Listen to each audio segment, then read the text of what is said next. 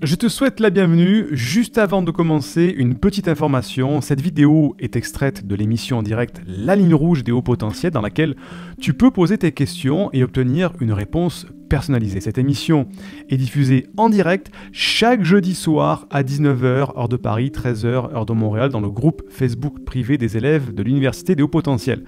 Si tu ne fais pas encore partie de ce groupe d'entraide et de bienveillance, tu peux y accéder en devenant élève de l'université. Pour cela, il te suffit juste de télécharger une première formation offerte dans le cadre de cette campagne de sensibilisation au haut potentiel. Le lien se trouve en description de cette vidéo ou en description du podcast. C'est tout simple, tu m'indiques à quelle adresse je dois t'envoyer la formation et tu la reçois tout de suite. Une question de Chomin. Yo Mr. Say, tu as dit une fois dans une vidéo qu'il ne fallait pas faire des enfants tôt sur un coup de tête. On peut penser à en faire au bout de 3 ans, c'est ça? Alors, attention, je n'ai pas de parole d'évangile. C'est un conseil que je donne de ma propre expérience et que je tiens de mon père et que j'ai validé aussi de moi-même. Faire des enfants, c'est pas acheter un pot de fleurs ou acheter un chien qui va vivre pendant 9-10 ans et après il va mourir. Un enfant, c'est un engagement à vie. À vie. J'espère, si tout se passe bien, jusqu'au moment de sa mort, les enfants seront toujours là. Donc, c'est pas se dire je dois faire des enfants parce que ça fait bien, parce que les parents ont envie, parce que ma compagne a envie, parce que là. Il faut faire des enfants si c'est le bon moment.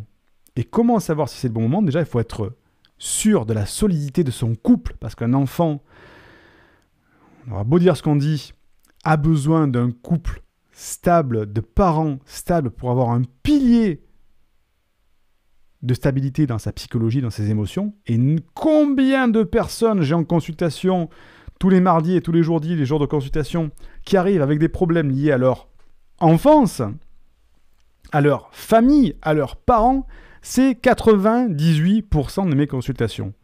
Oui, mais mon père, si. Oui, mais ma mère, ça. Oui, mais quand j'étais petit, mes parents m'ont fait faire ci. Ou, de manière consciente ou inconsciente, un couple qui a des problèmes, ça va être destructeur pour des enfants. Et Dieu sait que, même quand on a un couple qui fonctionne très bien, c'est déjà compliqué d'avoir des enfants et de les éduquer comme il faut. Mes enfants... Pourtant, on fait tout pour eux, on organise tout autour d'eux. Alors, on n'est pas non plus, c'est pas les enfants rois non plus, loin de là. Mais même avec la bienveillance, les compétences, l'expertise que j'ai, ma femme Anaïs qui fait tout qui donne tout son amour, c'est compliqué d'éduquer des enfants. Donc, si on fait ça en se disant, j'y consacrerai 2 jours par semaine, le samedi et le dimanche à mes enfants, et puis le reste, il y a l'école qui va les garder, il y a la nounou, puis le soir ils dorment, ils vont se coucher, moi je profite que du meilleur, le week-end, un bisou le soir, ça suffit, c'est erreur grave. Si c'est ça, ne faites pas d'enfants. Vaut mieux pas. Déjà, on est en surpopulation, donc au lieu de faire une guerre et de tous se tuer à coups de bombes chimiques ou atomiques, il vaut mieux ne pas faire d'enfants, comme ça on ne sera pas en surpopulation d'ici quelques années, c'est un problème sérieux, mais... C'est pour ça que, Chomin, tu disais 3 ans. Oui, effectivement, 3 ans, c'est une bonne période pour apprendre à se connaître dans le couple. La première année, c'est l'idylle. C'est la lune de miel, la première année. Tout se passe très bien, c'est génial, etc., tout ça. Puis il y a le train de la vie, tout ça. Deuxième année, on commence à être dans une routine. Alors, je ne dis pas une grosse routine quand on est un jeune couple, mais on commence à rentrer dans des routines. Ok, les routines sont là, s'installent, le travail, etc., tout ça. Donc, on commence à mieux comprendre, mieux cerner la personne dans son entièreté. Pas que dans le côté positif qu'elle voulait faire transparaître. Parce que quand on est en couple, on veut paraître le meilleur, c'est normal. On s'habille, on se rase, on se coiffe, etc. Ça dure 1 an à peu près. La deuxième année, on se comprend un peu mieux. Et la troisième année, là, on peut rentrer dans des problèmes plus profonds. Parce que la troisième année, parfois, on va commencer à voir un petit peu les défauts de l'autre, etc., tout ça. Et c'est là où on commence à se rendre compte si on peut faire face à ça toute sa vie. Effectivement, l'autre, il a un comportement qui ne me convient pas vraiment. Est-ce que je rentre en conflit? Est-ce que c'est dispute sur dispute? Est-ce que c'est je suis pas d'accord? Là, on sent que c'est pas la peine de continuer. Ou est-ce que justement, on peut résoudre à 2 des problèmes qu'on n'aurait pas eu tout seul, mais est-ce qu'on arrive à résoudre ces problèmes-là? Et ça arrive au bout de la 3e année. Alors, c'est pas des paroles d'évangile ce que je dis, des fois c'est plus rapide, des fois c'est plus long, mais 3 ans, c'est très bien pour un couple. Faites pas d'enfants avant. Ne faites pas d'enfants avant.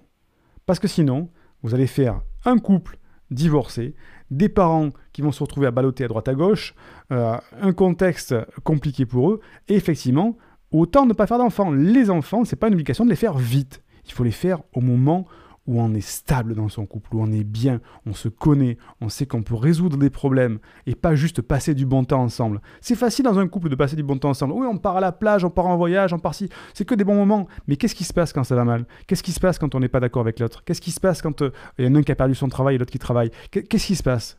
Ça arrive au bout de 3 ans, ça. Donc, je ne souhaite pas ça à tout le monde, mais vous comprenez l'idée.